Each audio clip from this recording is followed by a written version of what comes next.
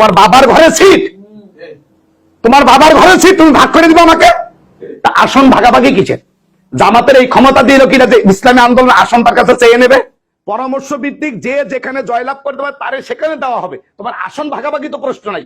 এক একটা বিভাগ ধরে কার কোন জায়গায় কেমন সাংগঠনিক কাজ আছে, কার কেমন গুণগত মান আছে, হিসাব নিকাশ মিলাইতে তো হয়ে যাচ্ছে।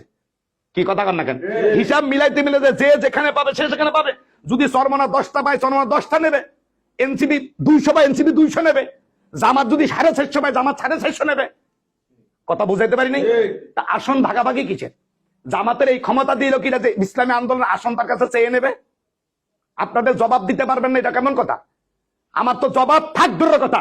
কালকের থেকে আমার কাছে একজন ব্যক্তি ফোন দেওয়ার মুখ ফেরানোর সুযোগ পায় নাই। তুমি না জেনে না বুঝে প্রশ্ন করা কেন?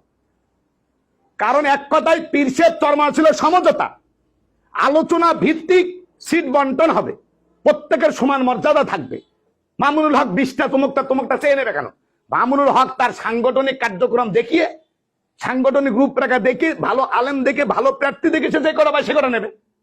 কি কথা বুঝেন নাই?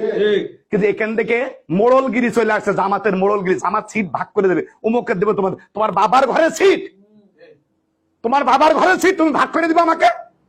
আমি তোমার কাছে ভিক্ষা চাইতে গেছি, খয়রাতি চাইতে গেছি?